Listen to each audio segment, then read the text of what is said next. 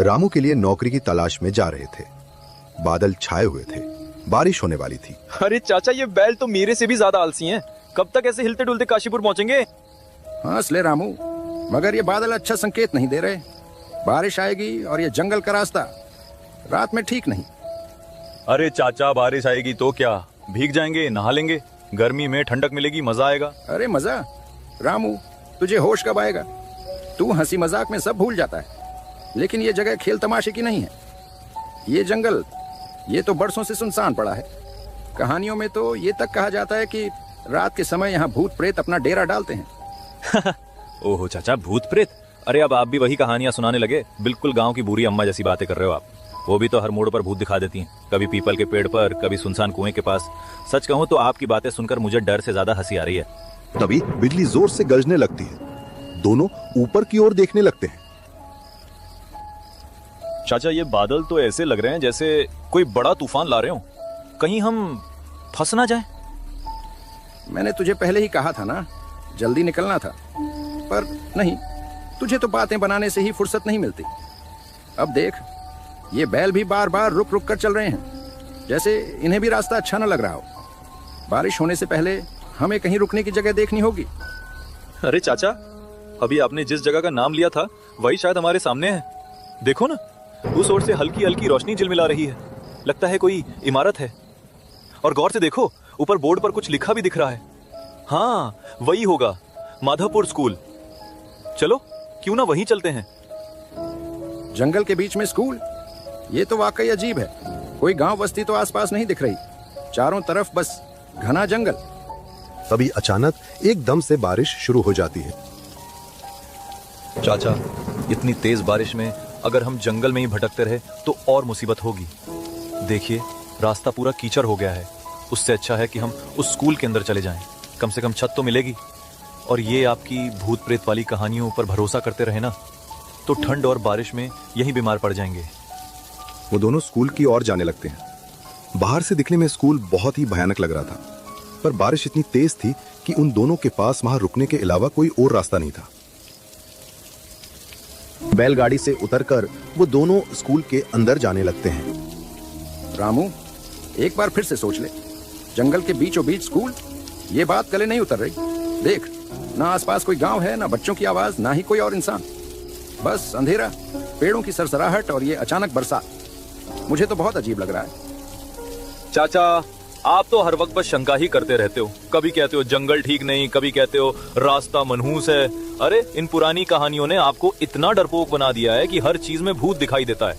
जरा सोचो, इतनी तेज बारिश में अगर हमें ये स्कूल ना मिला होता तो हम कहाँ जाते? कम से कम छत तो है हमारे सिर पे। और आप हैं कि मिलने वाली राहत में भी सिर्फ शक ही ढूंढ रहे हो। वो स्कूल के अंदर आ जाते हैं, जहां पर कुछ बच्चे नीचे बैठे थे और स्कूल के मास्टर जी उन बच्चों को पढ़ा रहे थे।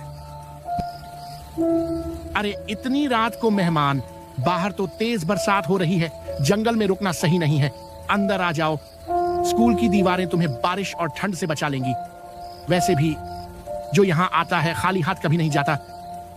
धन्यवाद मास्टर जी, सच में आप तो हमारे लिए देवदूत बनकर आए हैं। इतनी घनी बारिश, अंधेरा और ये सुनसान जंगल, मैं तो सोच रहा था कि अब रात कैसे कटेगी, पर आपकी ये दयालुता हमें हिम्मत दे रही है। चाचा, देखिए ना, इंसानियत आज भी जिंदा है, वरना भला कौन इतनी रात को अजनबियों को अपने स्कूल में जगह देता। धन्यवाद। अरे बेटा, धन्यवाद किस बात का, ये तो मेरा ही कर्तव्य है। ये स्कूल हमेशा से मेहमानों के लिए खुला है। तुम जैसे मुसाफिर तो अक्सर ही यहाँ आ जाते हैं। बारिश में, अंधेरे में रास्ता भटककर, या शायद रास्ता ढूंढते ढूंढते खुद यहाँ पहुंच जाते हैं। वो सारे लोग स्कूल के अंदर वाले कमरे में आ जाते हैं, जहां पर मास्टर जी और मंगल चाचा पलंग पर बैठ जाते हैं और रामू बच्चों के साथ हंसी मजाक करने लगता है। अरे रामू अंकल, आपको डर नहीं लगता क्या, इतनी रात को इस सुनसान जंगल में, और अब इस पुराने स्कूल में बैठे हुए? बिल्कुल भी डर नहीं लगता? अरे पगले, डर नाम की चीज तो मैं सुबह के नाश्ते के साथ खा जाता हूँ। बड़े बड़े पहलवान तक कांपते हैं मेरे सामने। डर तो खुद मुझे देख के छुप जाता है। और तेरे रामू अंकल तो ऐसे हैं कि भूत भी सामने आ जाए तो पहले रामू से पूछेगा, भाई साहब यहाँ बैठने की जगह है क्या? आपको बिल्कुल डर नहीं लगता क्या? इतनी रात को बाहर आंधी बारिश, बिजली की कड़क और ये सुनसान स्कूल। हम बच्चों को तो जरा जरा सी आवाज पर डर लग जाता है, लेकिन आप तो हंसते खेलते रहते हैं। क्या आप कभी सच में डरते ही नहीं, या फिर हमें हिम्मत दिलाने के लिए बस दिखावा करते हैं?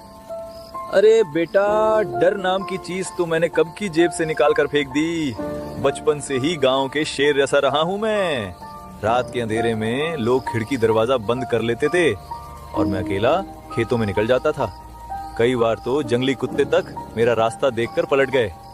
डर वो तो मेरे लिए वैसे ही है जैसे धूल पैर की ठोकर से उड़ गया। अच्छा, तो तुम इतने हिम्मत वाले हो रामू। बड़ी बड़ी बातें करना आसान होता है, पर असली हिम्मत तो तब साबित होती है जब दिल की धड़कनें खुद तुम्हें धोखा देने लगें। चलो, आज मैं सबको एक कहानी सुनाता हूं, फिर देखेंगे ये तुम्हारी हिम्मत कितनी देर तक साथ देती है। बेटा, इस स्कूल की पुरानी दीवारों में बहुत राज छिपे हैं। कहते हैं कई साल पहले एक पूरी क्लास अचानक ऐसे गायब हो गई जैसे हवा में घुल गई हो। पर अजीब बात यह है, उनकी आवाजें अब भी रात में सुनाई देती हैं। पता नहीं ये सच है या बस लोगों का वहम। अरे मास्टर जी, आपकी कहानी सुनकर तो लग रहा है जैसे आप भी उसी गायब हुई क्लास के हेड मास्टर थे। इतनी पुरानी बातें सुनाकर हमें डराएंगे? हम तो गांव के रहने वाले हैं, यहाँ की हवा पानी से ज्यादा किसी चीज से नहीं डरते। ठीक है बेटा, तुम हंसी मजाक बनाते रहो। जब सामने आएगा तब असली ताकत का पता चल ही जाएगा। चलो बच्चों, अब तुम्हारा पढ़ाई का समय हो गया है। इन अंकल को सोने दो, हम चलते हैं। रामू, तुझे कुछ अजीब नहीं लगता इन लोगों के बारे में? मुझे तो इनकी बातें ही कुछ ठीक नहीं लगती, और जिस तरह से हाव भाव बदलते हैं उसमें भी कुछ गड़बड़ है। जैसे ये सब वैसा नहीं है जैसा दिख रहे हैं। अरे चाचा, फिर से शुरू हो गए। भूत भूत कुछ नहीं होते। आपने देखा नहीं क्या कैसे वो बच्चे मेरे साथ खेल रहे थे? अगर भूत होते तो क्या ऐसे हंसते खेलते मेरे साथ समय बिताते? देखो रामू, ये दुनिया हमेशा वैसी नहीं होती जैसी आंखों को दिखती है। कभी कभी इंसान को वही नजर आता है जो उसे देखना चाहिए। असलियत तो परछाइयों के पीछे छिपी होती है। तुम्हें लग रहा है सब ठीक है, बच्चे खेल रहे हैं, हंसी मजाक हो रहा है, लेकिन बेटा रात का समय धोखा देने में सबसे तेज होता है। खैर, अभी तुम थक गए होगे, सो जाओ। रात धीरे धीरे कट गई। रामू सो गया। वहीं मंगल चाचा पलंग पर बैठा रहा, खिड़की से आती ठंडी हवा और बारिश की आवाज सुनते हुए। अगले दिन रामू और मंगल चाचा जाने के लिए तैयार खड़े थे। अंकल अंकल, आप मत जाइए ना। मुझे बिल्कुल भी अच्छा नहीं लग रहा कि आप वहाँ जाएं। आप यही हमारे पास रहें। हम सब चाहते हैं कि आप हमारे साथ ही रहें। अरे बेटा, मुझे जाना तो पड़ेगा, पर कोई बात नहीं, डर मत। मैं वापस आता आता तुमसे मिल के जाऊंगा। तब तक तुम यहीं पढ़ाई करो, अपने दोस्तों के साथ खेलो और अपनी पढ़ाई पर ध्यान दो। कोई बात नहीं बच्चों, अंकल को जाने दो, आप चिंता मत करो। ये अंकल अब हमारे पास ही रहेंगे। चाहे वे खुद को दूर समझें या समय उन्हें यहाँ लाने में देर करे, फिर भी वे हमेशा यहीं आएंगे। बस तुम लोग शांत रहो, अपनी पढ़ाई पर ध्यान दो और कोई फिक्र मत करो। मंगल और रामू बैलगाड़ी पर बैठते हैं और काशीपुर की ओर बढ़ने लगते हैं। अरे रामू, तुमने मास्टर जी की वो बात सुनी? उसने जो अंदाज अपनाया था, मुझे तो उसकी आंखों में एक अजीब सी चमक दिखी, जैसे अंदर से वह बहुत खुश है और कुछ छुपा रहा हो। सच में उसकी यह खुशी और वो रहस्यमय हाव भाव, कुछ तो गड़बड़ है। हाँ चाचा, उसकी ये बात मैंने भी ध्यान से सुनी। भला मैं उनके साथ क्यों रहूं? लगता था जैसे मानो मैं कोई काम करने नहीं आया, बल्कि स्कूल में फिर से दाखिला लेने आया हूं। सच में उसकी बातों और हाव भाव में कुछ अजीब मजाक था, जो सुनकर हंसी भी आती है और हल्का डर भी महसूस होता है। मैं भी तो कब से तुम्हें यही समझाने की कोशिश कर रहा था रामू, पर तुम हो कि मेरी बात सुनने को तैयार ही नहीं थे। बार बार मुझे ये सब कहना पड़ा और तुम फिर भी अपनी समझ पर टिके रहे। खैर, शुक्र है भगवान का कि अब हम आखिरकार काशीपुर पहुंचने वाले हैं। देखो, अब जो भी होगा हम दोनों साथ हैं और सब ठीक रहेगा। दोनों काशीपुर चाय की टपरी पर रुकते हैं। कल रात से ही हम ठंड और बारिश में फंसे रहे और न हमें थोड़ी गर्म चाय मिली, न कुछ खाने को। और वह मास्टर जी, क्या कहूं, ऐसा मास्टर पहले कभी देखा ही नहीं। उसने न हमसे चाय के लिए पूछा, न खाने के लिए कोई बात की। ऐसा लग रहा था जैसे हम यहाँ बस वक्त काटने के लिए ही बैठे हों। ये बातें, ये हंसी मजाक, आप सच में नहीं जानते कि वहाँ क्या सच है। आपको असली सच का कोई अंदाजा तक नहीं है। वो मास्टर, वो स्कूल, वहाँ जो हुआ, उसकी हकीकत आपके समझ से बाहर है। सच कहूं तो वहां की हवा और खामोशी भी सिर्फ दिखावा नहीं है, हर चीज में कुछ तो गहरा और डरावना है। डरावना, वो तो मुझे भी थोड़ा सा लगा, पर सच कहूं तो उन बच्चों से मिलकर अच्छा ही लगा। जो डर हमें लग रहा था वो तो कहीं गायब ही हो गया। बिल्कुल भी डरावने नहीं थे, हंसी मजाक कर रहे थे और साथ ही पढ़ाई भी कर रहे थे। सच में उनकी मासूमियत और जोश ने सब डर हल्का कर दिया। अरे भाई, ये तुम क्या कह रहे हो? वो स्कूल इतने सालों से बंद है, वहां के बच्चे और मास्टर जी ये तो कब के मर चुके हैं। सच में उस स्कूल में एक हादसा हुआ था और वही हादसा उनकी मौत का कारण बना। तुम्हें लगता है कि वहां कोई अब जी रहा है? नहीं, सब खत्म हो चुका है। जो तुम्हें हंसते खेलते और पढ़ाई करते हुए दिखाई दे रहा था, वो सब अब बस यादों और परछाइयों का खेल है। ये तुम क्या कह रहे हो भाई? हम तो पूरी रात वहीं थे, उन बच्चों के साथ खेले, बातें की, हंसी मजाक किया, मास्टर जी से भी मुलाकात हुई। उन्होंने तो हमें बड़े अपनापन से समझाया था, और अब तुम कह रहे हो कि वो सब तो बरसों पहले मर चुके हैं। ये कैसे मुमकिन है? हमारी आंखों ने जो देखा, हमारे कानों ने जो सुना, क्या वो सब झूठ था? अगर आप लोगों को मेरी बात पर यकीन नहीं है तो एक काम कीजिए, आप सरपंच जी से जाकर पूछ लीजिए। उन्हें सब सच पता है। इस स्कूल का हर राज, वहां के मास्टर और बच्चों की मौत की पूरी दास्तान, सब उन्हीं से पूछना। गांव में और कोई इतना सच नहीं बताएगा। वो दोनों सरपंच जी के पास जाते हैं। सरपंच जी, हमें आपकी मदद चाहिए। हम कल रात उस पुराने स्कूल में थे, वही जो गांव के बाहर खंडहर सा खड़ा है। हमने वहां बच्चों के साथ खेला, मास्टर जी से बातें की, सब कुछ बिल्कुल सच लगा। मगर आज सुबह चाय वाले भाई ने हमें बताया कि वो स्कूल तो बरसों से वीरान पड़ा है और मास्टर जी और बच्चे तो सालों पहले इस दुनिया को छोड़ चुके हैं। हमें सच सच बताइए सरपंच जी, आखिरकार सच्चाई क्या है? क्या तुम लोग सच में रात उस स्कूल में रुके थे? हे भगवान, तुमने बहुत बड़ी गलती कर दी। वो जगह तो बरसों से बंद है, वहां ना कोई मास्टर जी है, ना कोई बच्चे, सबकी आत्माएं हैं। अब जब तुम वहां रात गुजार चुके हो तो इसका मतलब है कि तुम उनकी नजरों में आ गए हो। अम्मा, कृपया हमें कोई रास्ता दिखाइए। अब क्या हो सकता है?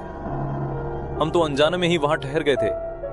वो हादसा क्या था, हमें पूरा सच जानना है, ताकि हम समझ पाएं कि अब हमें किस मुसीबत का सामना करना पड़ेगा। बेटा, सालों पहले उस मास्टर ने बच्चों को स्कूल में कैद कर लिया था। गांव वाले उन्हें बचा न सके, गुस्से में स्कूल जला दिया। मास्टर और बच्चे सब उसी आग में खत्म हो गए। तब से उनकी रूहें वहीं भटक रही हैं, और जो भी वहां जाता है वो उनकी नजरों में आ जाता है।